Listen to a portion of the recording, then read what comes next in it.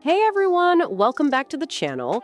Today we're diving into one of the most explosive stories in Hollywood and American media this year, the suspension of late-night talk show host Jimmy Kimmel and the massive outpouring of support from hundreds of celebrities. This isn't just a story about one TV show going off the air. It's a moment that touches on free speech, government overreach, corporate influence, and the power of Hollywood voices in shaping public discourse. So buckle up because this one is loaded. It all began last Wednesday when ABC pulled Jimmy Kimmel Live off the air indefinitely.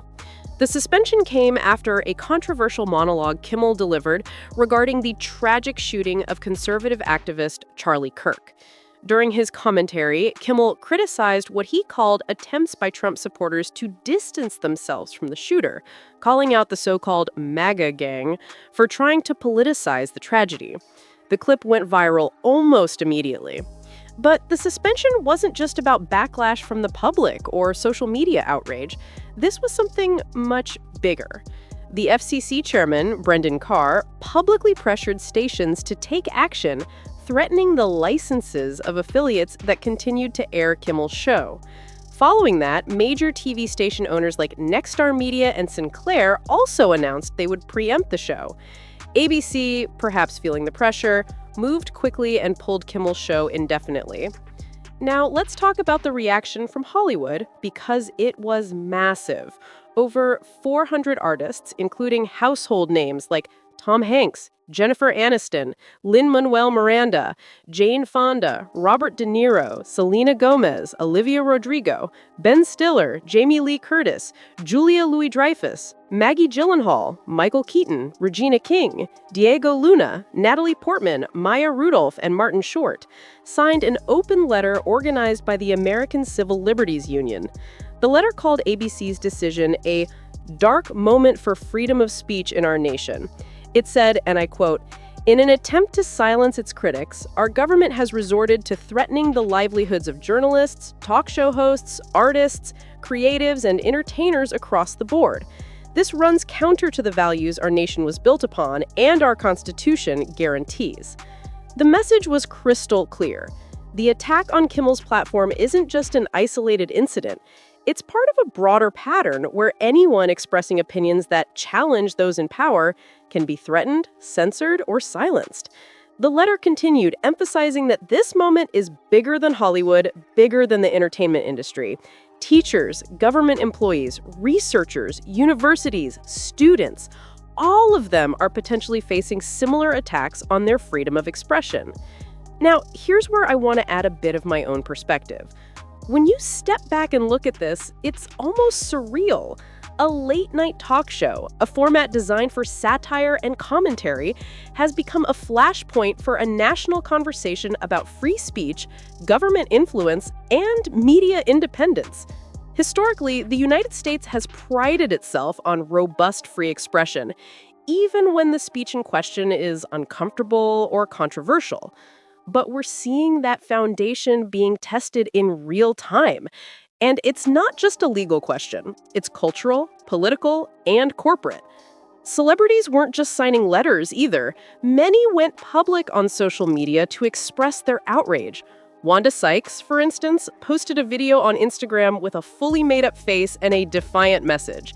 She said, "As you have heard by now, the Jimmy Kimmel Show has been pulled indefinitely, abruptly, because of complaints from the Trump administration. Trump ended freedom of speech in his first year." She closed her video with a heartfelt, "Love you, Jimmy." And honestly, that moment captures a lot of the emotion this story has stirred in Hollywood. Then there's Kathy Griffin, who has long been a vocal critic of Trump.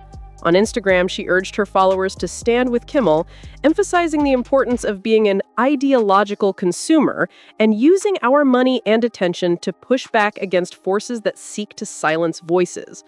Griffin's perspective is something I think resonates with many viewers.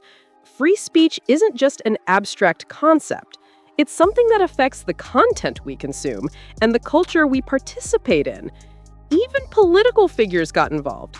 California Governor Gavin Newsom, who's increasingly leveraging social media for his own visibility, posted about the situation, calling it coordinated and dangerous. The cross-section of celebrity activism and political commentary here is striking. It shows how media and politics are now inseparable in the 21st century, and how a story about a TV host can quickly escalate into a national conversation about civil liberties. Meanwhile, Jimmy Kimmel himself has stayed quiet. And that's interesting because Kimmel is not known for holding back. He's made headlines multiple times over the years for calling out politicians, corporations, and public figures. Whether he'll make a public statement or return to the airwaves soon is still unknown. But in the meantime, the conversation rages on. Let's take a moment to consider the historical context. Anthony D. Romero, the executive director of the ACLU, drew parallels between this moment and the McCarthy era of the 1950s. That's a heavy comparison, but not entirely unwarranted. Back then, fear, government overreach, and blacklisting led to the silencing of countless artists, journalists, and ordinary citizens. Today, the tactics might be more subtle, but the effect is similar, a chilling effect on speech and the potential for self-censorship when people or companies fear retaliation. Romero reminded us that McCarthy was ultimately disgraced once the American public mobilized. The message? Collective action matters. We can push back when we recognize threats to our freedoms. And that's exactly what's happening now. This isn't just about Kimmel or ABC. It's about every person who has ever felt hesitant to speak their mind for fear of retribution. This letter, these statements, these public calls to action, they're all part of a broader push to remind the country that free speech is not negotiable, that the Constitution is not just a piece of paper, and that public voices, whether in comedy, journalism, or activism, matter. Even shows like The View join the conversation, breaking a period of silence to affirm that no one silences them.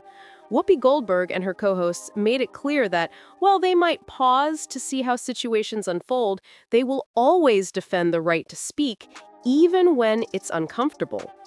Ana Navarro also spoke out, emphasizing that even when we disagree with someone's views, protecting their right to express them is fundamental to what it means to live in a free country. Now, let's zoom out a little. Kimmel's suspension isn't happening in a vacuum. The tensions between the Trump administration and late-night television have been escalating for years, starting with Kimmel's jokes during the Oscars in 2017, continuing through high-profile moments at the Oscars last year, and Trump's ongoing attacks on shows like Stephen Colbert's The Late Show. This is the culmination of a long-standing clash between political power and cultural commentary. Trump has openly celebrated the cancellation of Colbert's show and even suggested Kimmel should be next. So in many ways, this is not just one incident, it's part of an ongoing war on dissenting voices in popular media. It's also worth noting that there's a corporate angle here. Nexstar Media, which owns dozens of ABC affiliates, was seeking FCC approval for a $6.2 billion acquisition. Sinclair, another major station owner, also took action. It's clear that the network's decision wasn't just about content, but about corporate compliance and regulatory pressures. That adds another layer to the story. Freedom of speech isn't just about government censorship anymore, it's about corporate influence too, and how companies respond when regulations, politics, and profit intersect. And the backlash has only intensified.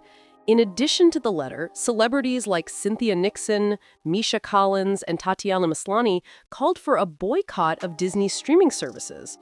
The pushback isn't just symbolic, it has a real economic implications, and it's a way for the public and artists to signal that attempts to silence voices will not be uncontested.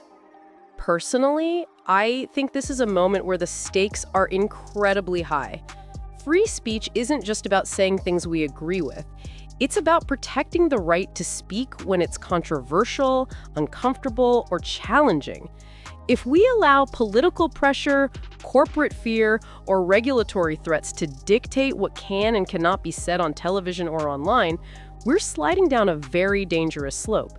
And history shows us that once freedom of expression is compromised, reclaiming it is always harder. The situation also raises questions about the role of late-night television in society. These shows have traditionally been more than entertainment. They're platforms for commentary, critique, and cultural reflection. Silencing them doesn't just limit humor, it limits accountability and public discourse. It sends a message to journalists, comedians, and creators that crossing certain lines, real or imagined, could cost you your career. That's a scary precedent. So, what happens next? Kimmel and Disney are reportedly in discussions about how to get him back on the air. Whether this means a modified show, special tapings, or something entirely new, we don't know yet. But one thing is clear, the conversation about free speech, corporate responsibility, and government overreach isn't going anywhere. This moment has sparked debate across the country, drawing attention to the delicate balance between expression, accountability, and political pressure. To wrap up, this isn't just a story about one late-night host. It's a story about the fragility of free expression in modern America, the influence of politics and corporate interests on media, and the power of collective action to protect fundamental rights. It's a reminder that free speech isn't free. It requires vigilance, engagement, and sometimes bold action from both the public and those willing to risk their careers for principles. Whether you love Jimmy Kimmel, dislike him, or are indifferent, this is a moment to reflect on what it means to live in a society where voices can be silenced by fear, threats, or intimidation. Hollywood, through the ACLU letter and social media activism, is standing up. But the question remains, will the broader public rise to the occasion as well? I want to hear your thoughts on this. Is Kimmel's suspension a sign of a slippery slope towards censorship, or is it simply a network protecting itself under pressure? Are we witnessing a modern McCarthy era, or is this just another example of political controversy in media? Drop your comments below because this conversation isn't ending anytime soon. That's it for today, folks. If you found this breakdown informative, hit the like button, share this video, and make sure you're subscribed for more updates on this unfolding story. Free speech is a topic we all have a stake in, and I'll be keeping you updated as the situation with Jimmy Kimmel, ABC, and the broader implications continue to develop. Thanks for watching, and I'll see you in the next video.